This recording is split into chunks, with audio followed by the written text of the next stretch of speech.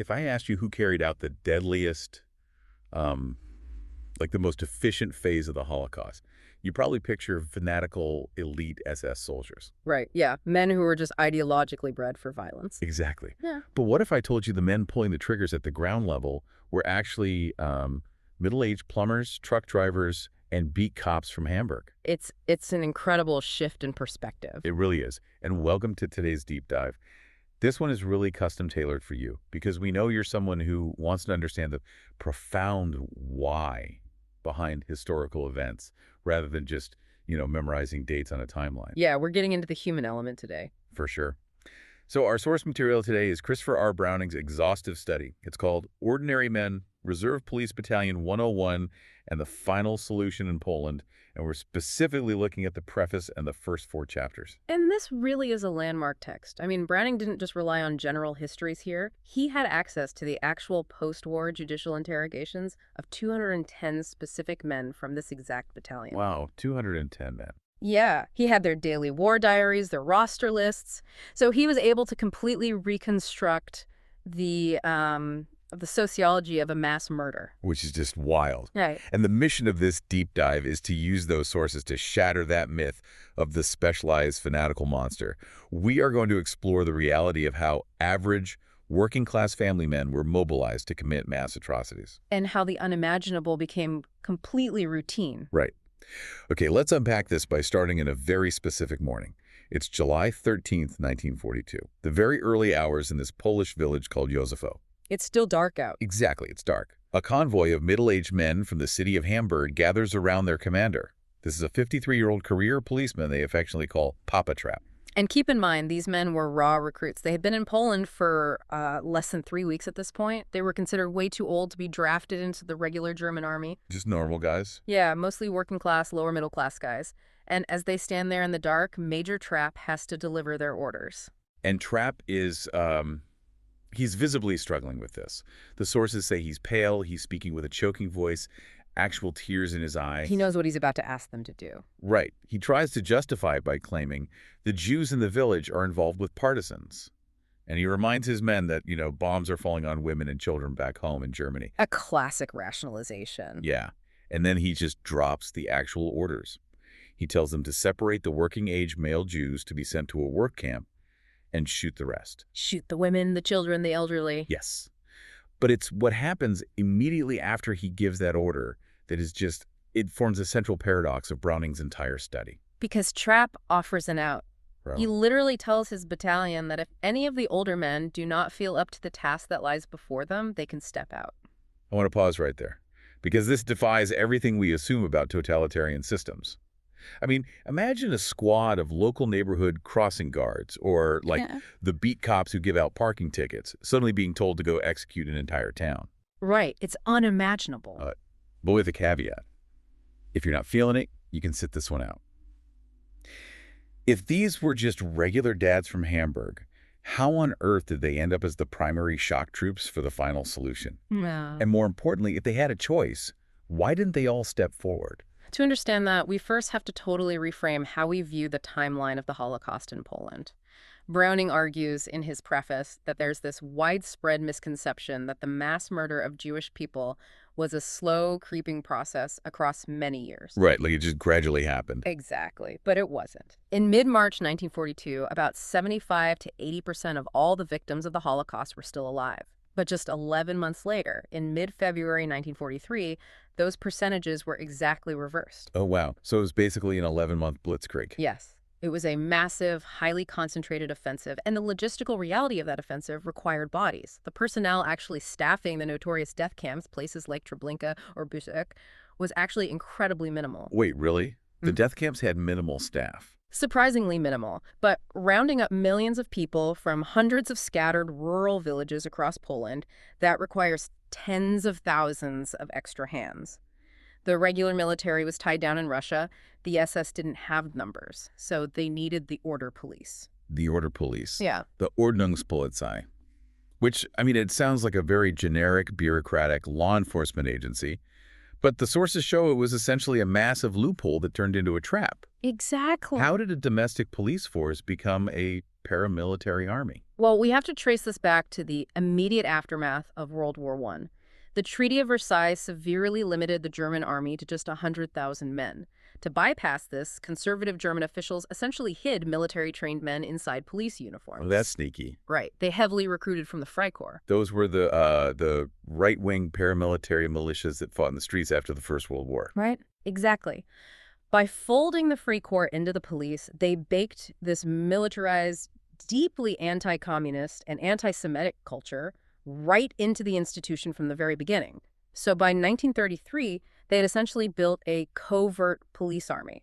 But by the time we get to the late 1930s, the demographic of this police force shifts, right? Right. Because Hitler is openly rearming, the real military is drafting people, and a lot of older guys in their 30s and 40s are looking at this looming war and thinking, I do not want to freeze in a trench in Russia. Absolutely. Joining the order police was a known draft dodge. Right. You enlisted there to get an exemption from Army conscription. It was viewed as a much safer alternative, kind of like joining a local National Guard unit to avoid an overseas deployment. And that assumption of safety was completely shattered when Heinrich Himmler, the head of the SS, was appointed as the chief of all German police in 1936. He brought it all under one roof. He unified the system. Now, on paper, the order police still reported to their main office in Berlin under a man named Kurt Delitzsch. They still handled regular municipal police duties, but Himmler created a shadow chain of command. See, I struggle to understand how that worked in practice. Yeah. Like if I'm a police commander from Hamburg and my official boss is the police chief in Berlin, couldn't I just look at an SS officer telling me to liquidate a village and say, hey, that's not a job description, take it up with Berlin? In a normal bureaucracy, yes, you can do exactly that. But Himmler established this position called the higher SS and police leader in the occupied territories. Oh, I see. So when these police battalions were deployed to Poland, ostensibly just to hold territory and do guard duty, they were legally placed under the jurisdiction of local SS leaders. Men like Władysław Globoknik in Lublin. Yes, who was notorious even among the SS for his extreme brutality. So Berlin controlled their paychecks and promotions, but the SS controlled their daily orders on the ground. So it's an administrative trap. Hundreds of thousands of ordinary cops who thought they were avoiding the war are suddenly hijacked by Himmler's dual chain of command. They're delivered right to the front lines of an ideological extermination. Exactly. But they didn't just teleport from directing traffic in Germany to that horrific scene we described in Josefo. The text shows they had to be blooded first. Right, they had to be desensitized. And that escalation happened in Russia in the summer of 1941. The invasion of the Soviet Union, Operation Barbarossa. This is the exact moment the geographical expansion of the war fuses with the ideological war of destruction. And the order police were sent in right behind the advancing German armies. Yes, and before they even crossed the border, the standard rules of engagement were officially abolished. Right. The Barbarossa Decree basically gave them blanket immunity to shoot civilians, framing it as a war against Jewish Bolsheviks. And we see the immediate, terrifying result of that in a city called Białystok in June 1941. It's one of the darkest chapters. Police Battalion 309 enters the city, and the discipline just completely disintegrates. The battalion commander, Major Weiss, orders his men to comb the Jewish quarter, and what begins as a chaotic, violent search quickly escalates into a full-scale pogrom. They herd at least 700 Jewish people into a local synagogue. They pour gasoline around the doors, they throw a grenade inside, and they literally burn 700 human beings alive. And they were shooting anyone who attempted to crawl out of the burning windows. And the crazy thing is, it's not a coordinated military action. When a regular army general sends an officer to find Major Weiss and ask why the city is on fire, they find Weiss completely drunk, claiming he knows nothing about it. Now, the initial instinct of many historians, or even a casual observer, might be to look at Białystok and assume it was just a rogue, out-of-control unit, just a breakdown in command. Sure, that would be the assumption. But the historical documentation Browning provides proves the exact opposite. Because just a couple of weeks later, Heinrich Himmler and Kurt Delitzsch, literally the absolute top bosses of the SS and the police, personally visit Białystok. And they don't go there to court-martial Major Weiss. Not at all. They hold a formal review. Delitzsch gives a speech explicitly telling the policemen they should be proud to participate in the destruction of what he called the world enemy. So they visited to systematically harness that raw violence. Precisely. Immediately after that visit, The police are ordered to round up male Jews under the guise of them being plunderers. They take them to a local stadium and then shuttle them to anti-tank ditches in the forest. Where they shoot at least 3,000 people. It becomes such an industrial process that they actually try to keep the executions going into the night by using the headlights of their trucks. It's horrifying. And as the order police push further into Russia, the records document this descent into complete barbarism. Which leads us to an incredibly revealing document, the Slipka Report from October 1941. Yeah, this document is crucial. This is a formal complaint written by a German civil administrator named Commissioner Karl. He was overseeing the town of Slutsk in Belarus when Police Battalion 11 arrived and announced they had 2 days to liquidate the entire Jewish population. And Commissioner Karl writes this really lengthy, passionate protest to his superiors. He describes indescribable brutality. People being shot in the streets, bodies piling up, the police pulling rings off fingers and tearing window frames out of houses for firewood. It is an image of absolute horror. But when you read Commissioner Karl's actual reasoning for his complaint, it is profoundly unsettling because he isn't writing to his bosses to say, hey, this is a crime against humanity, we must stop this. No, his outrage is purely administrative and economic. Exactly. He is furious because the police shot 15 of his best tannery specialists. He specifically complains that 4 wheelwrights were killed, and now his wheelwright shop has to operate with only 1 guy. It's all about the quotas for him. Right. He's upset that the remaining craftsmen are going to miss their production quotas because they're walking around traumatized with their faces beaten bloody. His conclusion to the letter is literally, in the future, spare me without fail from this police battalion. It is a stunning display of bureaucratic detachment. The mass murder of a town is viewed simply as a disruption to the local supply chain. Just a supply chain issue to them. Yeah. But beyond the psychological chilling effect of that document, Browning uses the Slutsk report, along with the detailed war diaries from the Russian campaign, to completely dismantle the post-war alibi of the order police. Right, because after the war, the surviving leadership of the order police claimed their hands were clean. They argued they had this specific agreement with Himmler that police units would only ever provide guard duty and that they never pulled the triggers themselves. And the meticulous records from Russia absolutely destroy that defense. They prove the order police were active, eager executioners who diligently tracked their body counts in daily logs. But Browning notes that this open-air, face-to-face shooting takes a massive psychological toll on the shooters. The sheer volume of blood and the intimacy of the violence was causing nervous breakdowns even among hardened SS officers. So the system had to adapt. And that adaptation leads to the next phase of the order police's involvement guarding the deportation trains. Which represents the shift from localized massacres to industrial, mechanized murder. Yes. It was a strict division of labor. Adolf Eichmann's department organized the logistics of the transports, and the order police provided the physical guards. Usually just 1 officer and 15 men per train. Wow, that's not many at all. Right. But this allowed the system to move hundreds of thousands of people across Europe with minimal manpower. The sources highlight 2 different reports from officers guarding these trains, and the contrast between them really illustrates the psychological mechanism of this division of labor. First, there's Lieutenant Fishman's report on a transport from Vienna to the Sobibor death camp in June 1942. He was transporting nearly 1,000 mostly elderly and female Austrian Jews. I read Fishman's official report, and it's just difficult to process it logically. He is delivering 949 human beings to a gas chamber. And what does he formally complain about to his superiors? There's accommodations. Yes. He is annoyed that his police commando had to ride in a 3rd-class train car instead of 2nd class. He complains that they were only given cold rations. And because of the summer heat, his butter melted and his sausage spoiled. Unbelievable. I know. How does a human mind compartmentalize the extermination of 1,000 people alongside melted butter? It reads like a 1-star Yelp review of a business trip. Well, this is where Browning's analysis of bureaucratic distancing is really crucial. When you implement an extreme division of labor, routine replaces morality. Fishman's specific assigned task wasn't killing. His task was logistics, getting the train from point A to point B on schedule. So he just tuned everything else out. Exactly. Because the victims on that specific train from Vienna were unsuspecting, the boarding was peaceful, the journey was quiet, so Fishman's reality simply shrank down to the parameters of his immediate job description. It's like a massive corporate supply chain. If your only job is optimizing the shipping route, You mentally absolve yourself of whatever terrible conditions exist in the factory where the product is actually made. You just don't feel ownership of the final outcome. Exactly. Fishman watched the people unload at Sobibor. He knew the luggage didn't go into the camp with them. He knew exactly what the final outcome was. But the bureaucracy provided him with a psychological buffer. A way to look away. Yeah.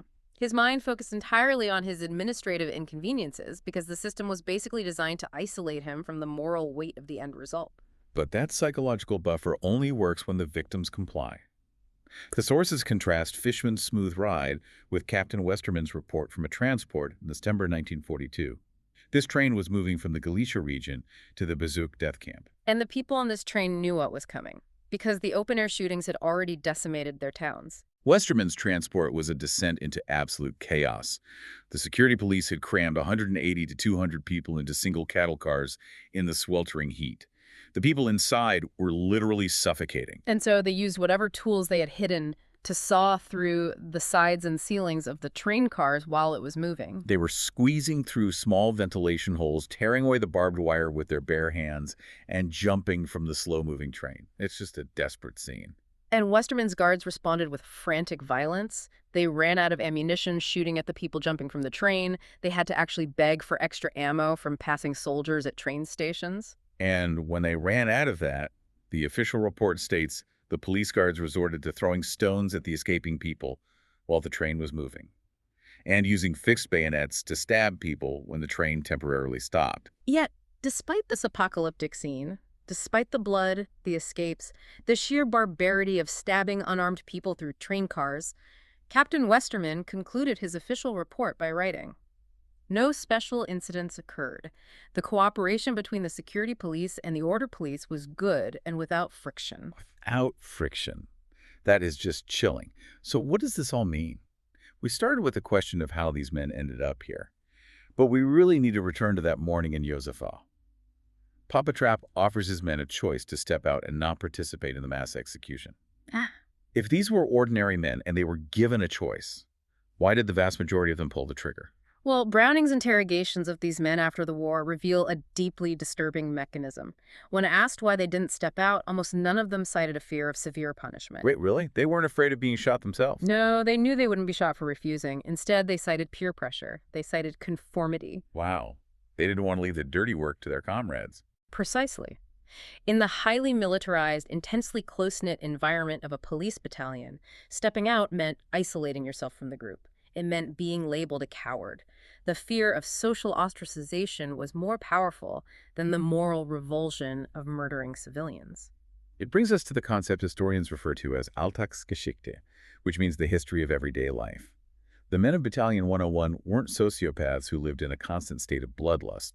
Browning's text shows how they compartmentalize their actions. Very effectively, too. Yeah, they would spend hours participating in mass executions and then return to their barracks to drink coffee, play cards, and write letters home to their wives complaining about the bad weather.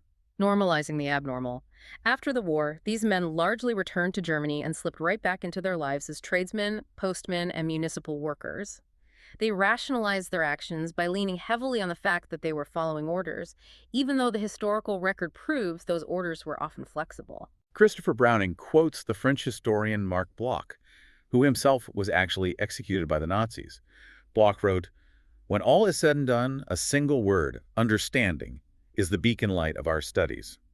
Explaining the mechanisms of how these men operated is not excusing them. Right. To understand is absolutely not to forgive. But we have to accept the uncomfortable reality that they were human beings responding to systemic pressures. If we simply write them off as monsters, we learn nothing. We protect our own sense of moral superiority without examining the fragile nature of human morality when placed under the weight of authority and group conformity. Which leaves us with a final thought for you to consider. We like to think of the order police as a relic of a unique totalitarian nightmare. But if the primary tools that turned ordinary men into killers were peer pressure, careerism, and an extreme division of labor that distanced them from the consequences of their actions, look at the structures we operate in today. It's very relevant. Think about modern corporate supply chains, or the technology sector, or modern military drone operations. We exist in systems that are highly specialized, where our daily tasks are deeply disconnected from the ultimate outcomes. If extreme division of labor acts as a moral buffer, allowing us to focus entirely on optimizing our specific metrics while ignoring the final human cost, how sure are we that our own ordinary lives are completely immune to the mechanisms that enabled such devastating history? Thank you for joining us on this intensely tailored deep dive. Keep asking the hard questions.